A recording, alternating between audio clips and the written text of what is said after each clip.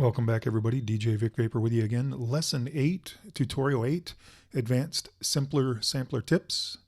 And in this one, we're going to talk about automating our start point. Essentially, sometimes you have a sample and maybe you don't want it to necessarily start always at the beginning, or maybe you want it to start somewhere, in between bars or something like that. So let's take a look at a way that we can set that up and have that automated. First, let's listen to the sample I have in here, and you'll hear the variations of the filter. It's a filtered house effect, filtered piano house thing, and you'll hear the variations of the filter as it runs through the sample. But maybe we want it to start in different places to get different flavors out of that. So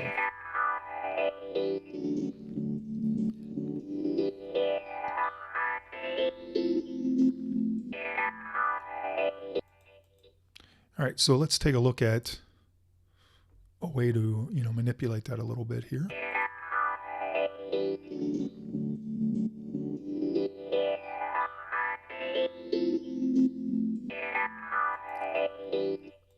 I think first I'm going to duplicate this loop and make it just a little bit longer for us, fit the full 8 bars that we're working with. And now let's take a listen here.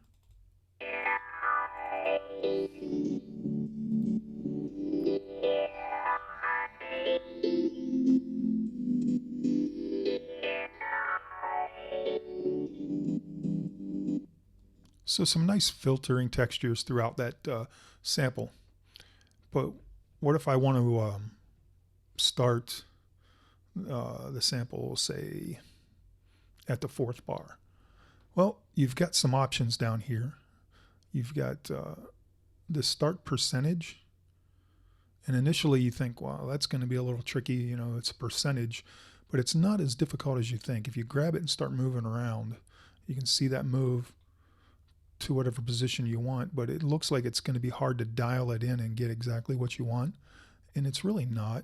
I mean, you don't have to be a mathematical genius, but you figure if this sample we're working with right now is, it says 4 bars, but I know it's 8. I'm not sure. Oh, maybe.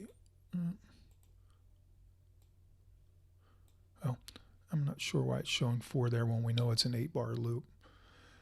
So, okay, it's 8 bars. So let's say 50%. If we wanted to start on bar 5, that's what we would do. We would just double click here. We can type in 50, enter, and then we start on bar 5. 50% of 8 is, 4 bars and then 4 more bars. So bar 5 is the start of the second one. And now we're getting a nice start right there at the 5th bar. But let's say you want to start in between bar 5 and bar 6, and maybe the math gets a little tricky because it's not, an exact percentage of, say, like 25%, 50, 75, or whatever. What you'll notice is if you grab this and start moving real slow, it actually kind of locks in with the grid. It doesn't scroll past there unless you're moving it real fast. So if you go nice and slow, you'll see it kind of click to the grid. Maybe we can zoom in here a little bit. You see these little lines. It's actually, it won't, it goes right to the grid. So you can get, without knowing too much about the math, you can kind of get in where you want to be. So let's say we want to start it right there on that bar 4 of, or beat 4 of bar 5. And there you go. It's just as simple as that. Let's zoom back out there. And let's look at the last thing I've touched is going to be the start percentage, and we've got it right here. We can automate it again, just like we've been looking at some of the other tutorials right here in our clip. So let me refresh that. And now we've got, it's exactly where I left it. All I need to do is put a little dot right here. And now it's exactly at 59.4%. You'll see that up there. And it's going to start right there.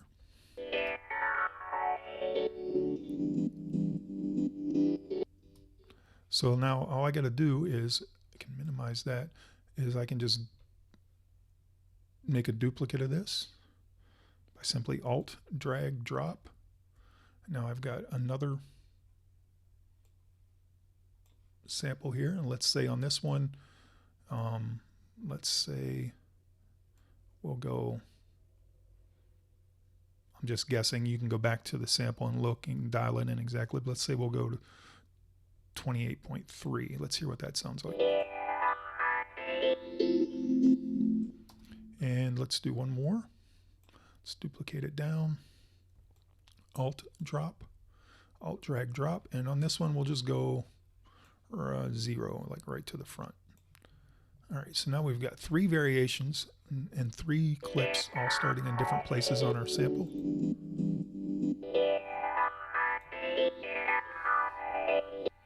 And one of the cool things you can do now that you've got them set up like that is you can go into the clips themselves, and if you click the L, now we've got the trigger or relaunch features or follow actions, and we can go ahead and start to set those up and let these play amongst themselves. So we're on this guy, let's say a follow action of, let's go to the first, which would be the one above, and let's, after 1 bar, let's do that.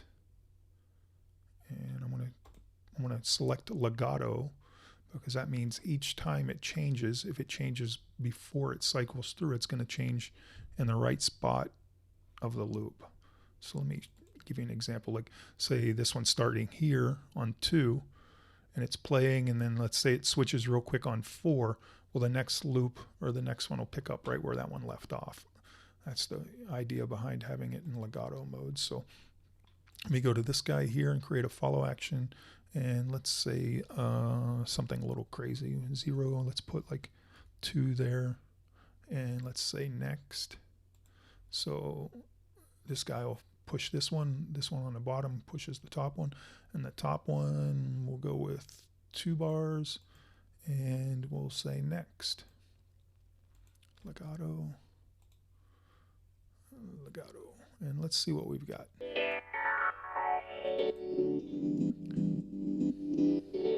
And you can see it jumping around here on the screen, identifying each clip as a different segment to start and play from. But you see how the playhead smoothly keeps going in that position. It doesn't reset or jump back, and that's because we've chosen legato to keep that a nice smooth transition.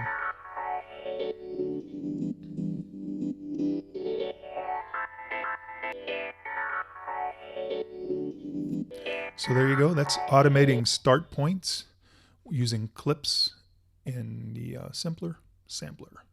Let's move on to our next lesson.